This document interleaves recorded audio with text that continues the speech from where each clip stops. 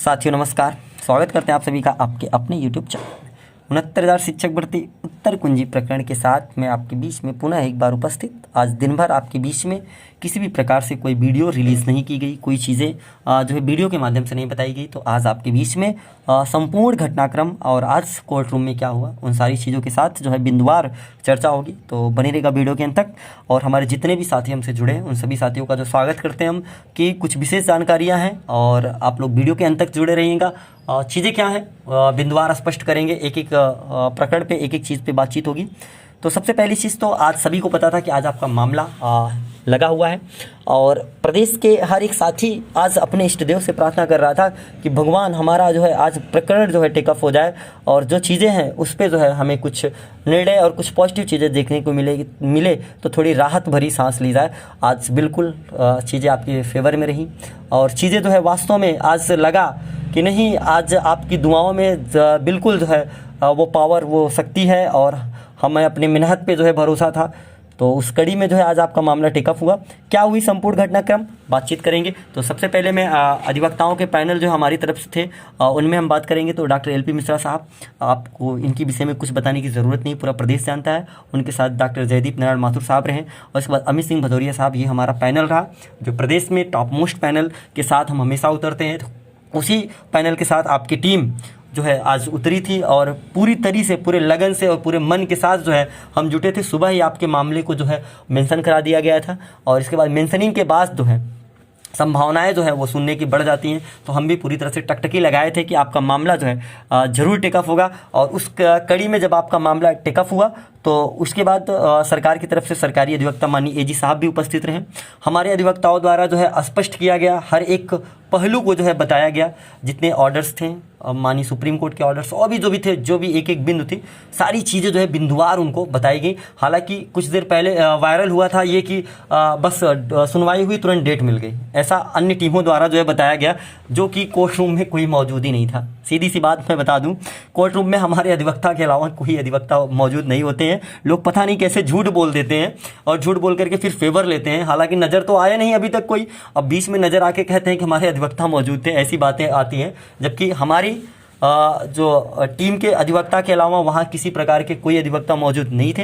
हमारा पैनल मौजूद था जो आपको जानकारी दी गई है और टीम हमारी मौजूद थी और जिसके बारे में आपको अवगत करा दिया गया था, ठीक है, कि टीम के मेंबर टीम वहाँ पे मौजूद है, ठीक है। बाकी और कोई मौजूद नहीं था। इसलिए हमने कहा था कि जब टीम द्वारा किसी प्रकार की जानकारी दी जाए तो ही आप उस पर विश्वास करिएगा। अब इसके बाद जो बहस स्टार्ट हुई, उस पर हर एक प्रकरण पे जो है हमारे अधिवक्ताओं द्वारा जो है चीज़ों को बखूबी समझाया गया बिंदुवार माननीय जज साहब को, और जज साहब चीज़ों को समझें और बखूबी जो है इसको बेहतर तरीके से चीज़ों को देखें।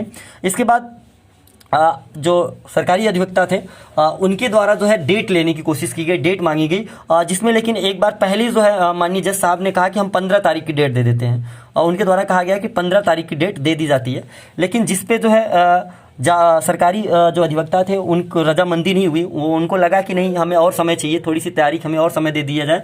तो वो डेट जो है आगे पहुंचा करके 18 तारीख कर दी गई। हालांकि पहले अगर होती तो 15 को ही डेट मिलती, लेकिन वो डेट को क्या की गई, 18 तारीख जो है निर्धारित की गई। तो इसमें 18 तारीख मेन ये हो जाता है कि इसी में आपको सैटरडे पड़ जाता है, एक संडे पड़ जाता है, तो वहाँ भी जो है छुट्टी हो जाती है, तो वो 2 दिन आपका जो है प्लस हो जाता है। इसलिए बहुत लंबी डेट नहीं है जिसके लिए आप परेशान हो रहे हैं कि बहुत लंबी डेट हो गई है, कैसे मामला हो पाएगा। तो उसके लिए आप कतई परेशान न हो, ये इतनी बड़ी डेट नहीं है, ठीक है। जो 12 13 डेटों पे सुनवाई ना होना और वेट करना 2-2 महीने अगर हमने वेट कर लिया तो ये हमारे लिए ये सप्ताह बहुत बड़ी बात नहीं है, ठीक है। तो ये चीज़ें हैं और आगे मैं अगर आपसे चर्चा करूं और आपको बताऊं तो चीज़ें बहुत ही बेहतर रही हैं। सारी एक एक पॉइंट को जो है माननीय जज साहब को समझाया गया है, उसमें आप कतई परेशान ना हो, ठीक है, कि आप हौसला तोड़ दें या फिर अब बहुत ज़्यादा डिमोटिवेट हो जाए। तो अब तो मोटिवेट होने की ज़रूरत है आपको, अब आपको मोटिवेट होने की ज़रूरत है, क्योंकि अब तक जो आपका मामला नहीं सुना जा रहा है, अब आपका वो मामला सुना जा रहा है, ठीक है। और माननीय जज साहब ने ये आदेश किया है कि 18 को डेट दिया है, उनके द्वारा ऑर्डर भी आएगा, ठीक है। यानी कि आज की सुनवाई का जब ऑर्डर आएगा तो वो ऑर्डर तो मेंशन नहीं हो रहेगा, इसलिए आप बिल्कुल परेशान ना हो कि 18 को क्या होगा। 18 को आपका मामला सुना जाएगा, ठीक है। आप उसके लिए बिल्कुल भी परेशान ना हो। और सरकारी अधिवक्ता द्वारा जो है डेट ली गई है, तो वो अपनी तैयारी के लिए डेट लिख सकते हैं। ये प्रॉपर जो है रूल होता है, ठीक है। ये रूल होता है कि किसी भी अधिवक्ता को टाइम दिया जाता है, तो इसलिए उनको ये डेट मिली है, तो उसके लिए कोई दिक्कत नहीं। उसमें हम भी अपनी तैयारियों को और भी स्ट्रॉन्ग करेंगे और भी मजबूत किया जाएगा, ठीक है। तो प्रदेश का कोई भी साथी किसी भी प्रकार से निराश, हताश, परेशान नहीं होगा, क्योंकि चीज़ें आज उनके फेवर में हैं।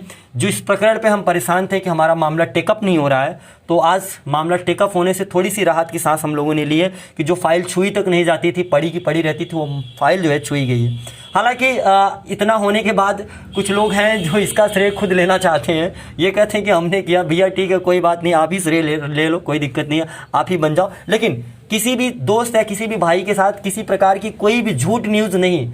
आपको जो भी चीज़ें दी जाएंगी, टीम द्वारा दी जाएंगी, वो ऑथेंटिक होंगी, ठीक है। कोई पैनल, कोई टीम, किसी की कोई अधिवक्ता जो है वहाँ मौजूद नहीं होते हैं। लोग बस लंबी लंबी बातें करके यहाँ से निकल जाते हैं कि हमारे अधिवक्ता थे, तो कोई कहेगा हमारे अधिवक्ता थे। ऐसी कोई बात नहीं है, ठीक है।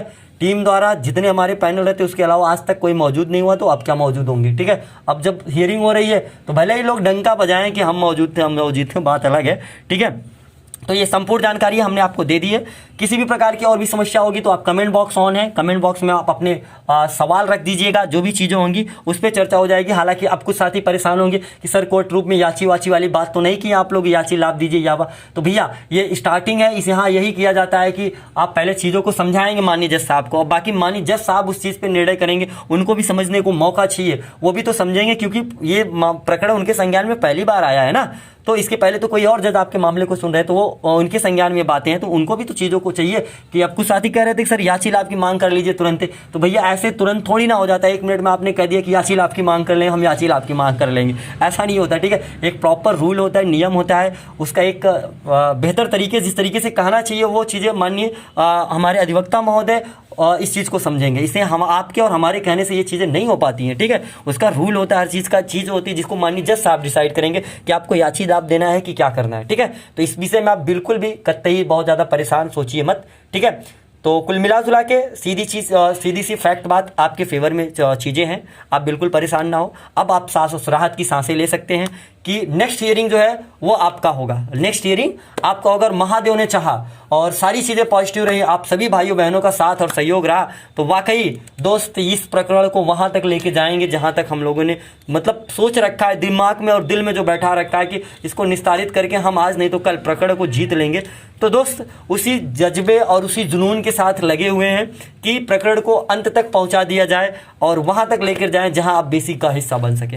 तो मेरे सभी प्रदेश के जितने भी साथी हैं, आप सभी को जो है मैं इतना कहना चाहूँगा, बिल्कुल अपने पेशेंस को और अपने आप को मेंटेन करते हुए पॉजिटिव थिंकिंग के साथ जो आप बेहतर तरीके से अपने कार्य को करते रहें। और दोस्त मैं फिर से बोलूँगा कि आप पठन पाठन के कार्य को भी जारी रखेंगे। कोई भी साथी अति उत्साहित होकर के पठन पाठन के कार्य को नहीं डिले करेगा। 31 को सीटेट के एग्ज़ाम्स भी हैं, आप सभी के, हमारे भी हैं, और भी जितने भी भाई बहन जिन्होंने सीटेट के एग्जाम्स के लिए अप्लाई किया, क्योंकि हम छात्र हैं, आप छात्र हैं, हम स्टूडेंट हैं, हमें पढ़ना है।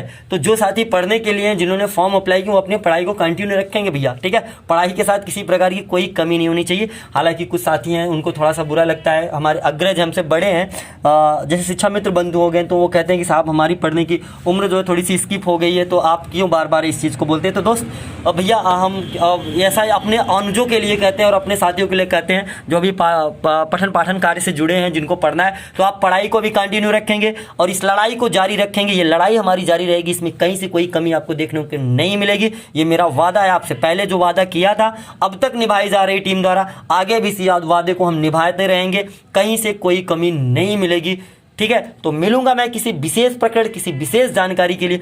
तब तक के लिए आप सभी साथियों का बहुत बहुत धन्यवाद।